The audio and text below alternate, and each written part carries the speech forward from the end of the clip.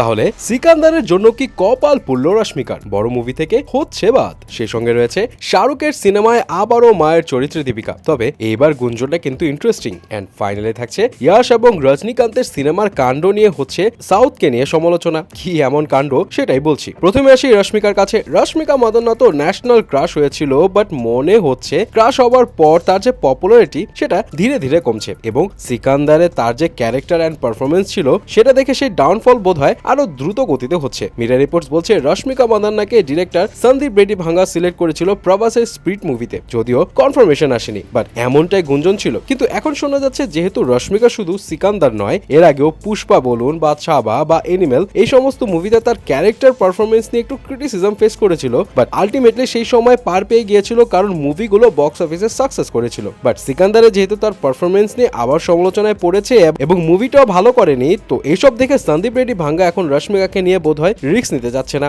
এবং এই কারণে বোধহয় এই প্রজেক্ট থেকে তাকে এখন বাদ দিতে চাচ্ছে। এখন আসা যাক ইয়াশ এবং রজনীকান্তের কাছে। বলিউড অ্যান্ড সাউথের মধ্যে যে একটা রেশারেশি আছে সেটা তো সবাই জানে, যদিও দুই ইন্ডাস্ট্রি সব সময় বলে তারা সবাই একটা পরিবারের মতো, বাট মনে হয় তারা এটাকে মুখে বললেও মনে বিশ্বাস করে না। এমনটা অনেকে ধারণা করছে রিসেন্ট কাণ্ড দেখে। ঘটনা যেটা হয়েছে সেটা হলো সাউথ ইন্ডাস্ট্রি ইচ্ছাকৃতভাবে বলিউডের বড় বড় মুভিগুলোর সাথে ক্ল্যাশ বাজাচ্ছে। এই যে এইরকম অভিযোগ তুলছে নেট দুনিয়ার অনেকে, যেমন ওয়ার 2 এর সঙ্গে কুলির ক্রাশ, যেখানে ওয়ার 2 অনেক আগে রিলিজ ডেট অ্যানাউন্সমেন্ট করেছিল 14 আগস্ট, সেই জায়গাতে রজনীকান্তের কুলি মুভিও 14 আগস্টে রিলিজ দিতে যাচ্ছে। অপরদিকে Sanjay Leela বনসালির love and war মুভির ক্ষেত্রেও সেম, এই মুভির সাথেও এখন ইয়াশের টক্সিক ক্ল্যাশ করবে। তো এই যে বলিউডের বড় বড় মুভিগুলোর সাথে সাউথের মুভি যে ক্ল্যাশ করছে, এইটাকে ভালো চোখে দেখছে না অনেকে। এইটাকে মনে করা হচ্ছে বলিউডের সাথে সাউথ যুদ্ধে নেমে পড়েছে, কারণ সবগুলো মুভিরই 1000 কোটি রুপি ক্রস করার সম্ভাবনা রয়েছে। তো এত বিগ বিগ মুভিগুলো এইভাবে যদি ক্ল্যাশ লাগে তাহলে আসলে ইন্ডাস্ট্রির ক্ষতি হবে আলটিমেটলি। এখানে